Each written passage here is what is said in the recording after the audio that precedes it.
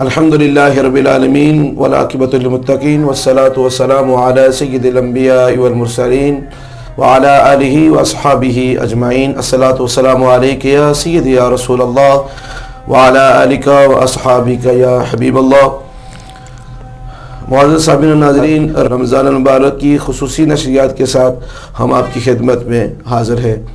آج جس موضوع پر انشاءاللہ گفتگو ہوگی وہ ہے رمضان المبارک اور ہمارے رویے، اور آج ہمارے پروگرام میں اس موضوع پر گفتگو کے لیے تشریف لائے ممتاز عالم دین، عظیم مذہبی سکالر حضرت علامہ مولانا حافظ محمد صغیر روانی صاحب۔ ہم اپنے پروگرام بہار سلطانیہ رمضان ٹرانسمیشن میں علامہ صاحب کو دل کی عطا گرائیوں سے جناب کو خوش آمدید کہتے ہیں۔ علامہ صاحب، اپنے موضوع کے پہلے سوال کی طرف آتے ہیں۔ رمضان مبارک میں جو جھوٹ یا لغویات اس طرح کے جو عمل ہیں، کیا ان سے روزے پر کوئی اثر پڑتا ہے؟ اعوذ باللہ من الشیطان الرجیم، بسم اللہ الرحمن الرحیم۔ فمن شہد منکم الشہر فلیصم۔ قال النبی صلی اللہ تعالی علیہ وآلہ وسلم، من صام رمضان ایمانا و احتسابا غفر له ما تقدم من ذنبه۔ وقال النبی فی مقام آخر، بعد من ادرک رمضان فلم یغفر له۔ الصلاۃ والسلام علیک یا سیدی یا رسول اللہ وعلی آلک واصحابک وسلم علیک یا خاتم النبیین۔ سب سے پہلے میں دل کی عمیق گہرائیوں سے آپ کا شکریہ ادا کرتا ہوں کہ عوام سے مخاطبے کے لیے، سخن آرائی کے لیے آپ نے اپنے پروگرام میں، اپنے اس پلیٹ فارم پر مجھے دعوت دی۔ اللہ رب العزت آپ کو دارین کی سعادتیں عطا فرمائے۔ آپ کا یہ عمل رمضان ٹرانسمیشن کے نام پر لوگوں کو معدیت گزیدہ ماحول سے نکال کر روحانی تطہیر کی طرف بولانا، دعوت دینا، یہ بہت بڑا عمل ہے، اور اس پر میں آپ کو تبریک بھی کرتا ہوں اور تحسین بھی کرتا ہوں۔ جزاک اللہ۔ آپ کا یہ عمل ہم سبھی کے لیے قابل تقلید ہے۔ بار دیگر میں آپ کو مبارکباد دیتا ہوں۔ شکریہ۔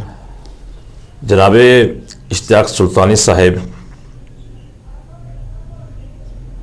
رمضان المبارک اپنی تمام تر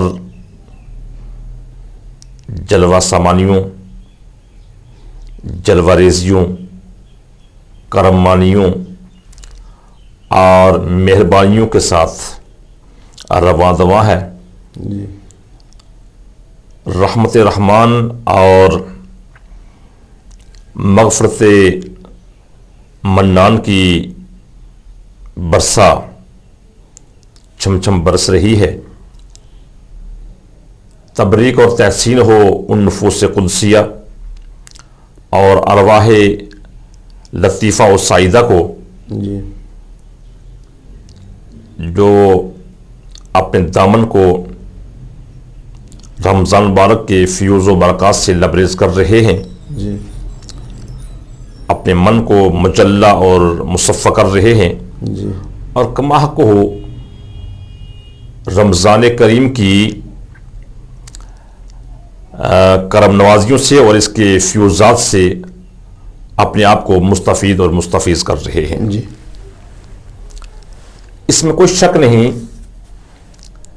کہ ہر عبادت کا مقصد واحد روحانی تطہیر ہوا کرتا ہے، بے شک بے شک، لیکن پہلو با پہلو اس بات سے بھی یارہ انکار نہیں اور اس بات سے بھی صرف نظر نہیں کیا جا سکتا کہ روحانی تطہیر کے ساتھ ساتھ ہر عبادت کا ایک معاشرتی، سماجی اور شخصی پہلو بھی ہوا کرتا ہے۔ بے شک بے شک بے شک۔ مثال کے طور پر آپ رمضان المبارک کے روزے کو ہی لے لیں۔ نبی محتشم صلی اللہ تعالی علیہ وآلہ وسلم نے رمضان کو نیکیوں کا موسم بہار قرار دیا ہے. بے شک بے شک. کیا مطلب یہ کہ جس طرح موسم بہار میں پرانے پتوں کی جگہ جی نئے پتے اگتے اور نئے شگوفے پھوٹتے ہیں جی اور پورے ماحول میں آسودگی، خوشحالی، خوشنمائی اور رنگینی کا اثر محسوس ہوتا ہے جی اور ہر منظر سے آنکھیں لطف اندوز ہوتی ہیں، جی ایسے ہی رمضان مبارک میں بھی انسان کے اندر سے چشمہ تسلیم پھوٹتا ہے، انداز تفکرات و تخیلات تبدیل ہوتے ہیں، ذوق عبادت بڑھ جاتا ہے، مسجد کی رونقیں بڑھ جاتی ہیں، تلاوت قرآن عزیز کا شغف کئی گنا ہو جاتا ہے جی اور چشمہ مہر و محبت پھوٹتا ہے اور انسانی رویوں میں یکسر تبدیلی آ جاتی ہے. اللہ اللہ اللہ. بے شک بے شک. اب ذرا غور کیجئے کہ موسم بہار ہو، جی نہ پرانے پتوں کی جگہ نئے پتے اگیں، جی نہ مرجھائے ہوئے پھولوں کی جگہ نئے شگوفے پھوٹے اور نئے پھولوں میں نہ تر و تازگی آئے، تو پھر کون اس کو موسم بہار کہے گا؟ ایسے ہی اگر رمضان المبارک میں بھی اگر انسان کے رویے تبدیل نہ ہوں، انسان کے اندر بردباری، تحمل پیشن نہ آئے، تو پھر رمضان المبارک میں آپ نے اپنے اندر کیا انقلاب پیدا کیا؟ اور رمضان المبارک کا مطلب اور مقصد ہی یہی ہے روزہ رکھنے کا کہ آپ اپنے اندر تبدیلی لائیں.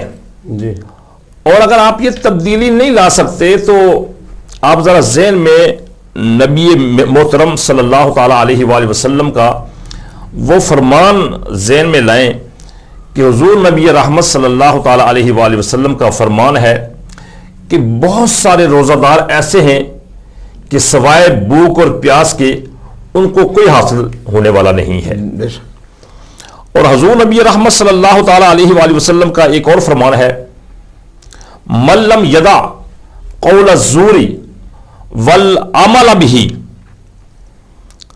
فلیس للہ حاجۃ فی ان یدع طعامہ وشرابہ. جی فرمایا وہ شخص جس نے رمضان میں جھوٹ بولنا نہیں چھوڑا، اس پر عمل کرنا نہیں چھوڑا، تو پھر اللہ رب العزت کو کوئی ضرورت نہیں ہے کہ وہ بھوکا اور پیاسا رہے.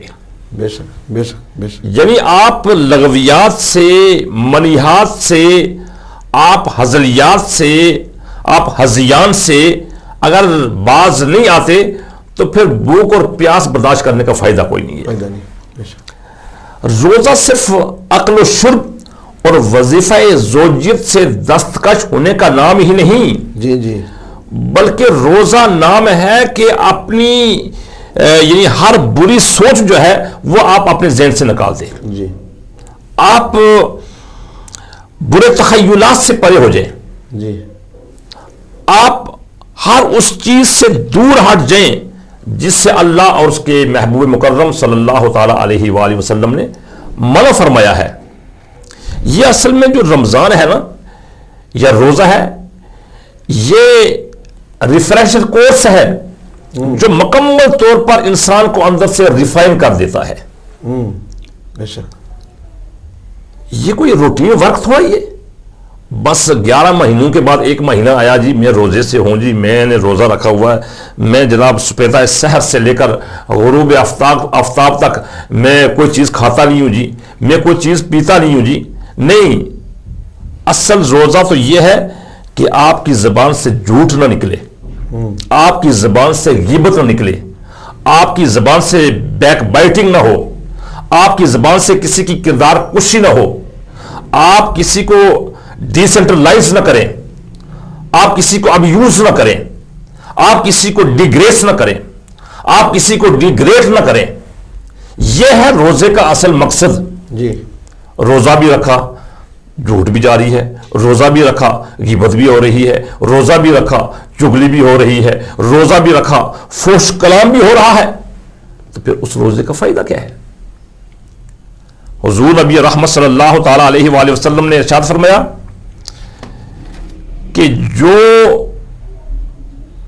روزے کی حالت میں ہو پھر اس کو چاہیے کہ فلا یرفس ولا یسخب، جی، وہ نہ گالم گلوچ کرے اور نہ کوئی بری بات وہ منہ سے نکالے، جی، یہ ہے روزہ۔ جی، اور آپ کا جو سوال ہے کہ کیا جھوٹ غیبت سے یہ سوال کیا نا کہ روزہ ٹوٹ جاتا ہے، میں اتنی بڑی جسارت تو نہیں کر سکتا کہ اس کا روزہ ٹوٹ جاتا ہے، لیکن یہ بات ضرور کرتا ہوں حدیث سے رسول صلی اللہ تعالی علیہ وآلہ وسلم کی روشنی میں کہ روزے کی روحانیت ختم ہو جاتی ہے۔ بالکل صحیح ہے۔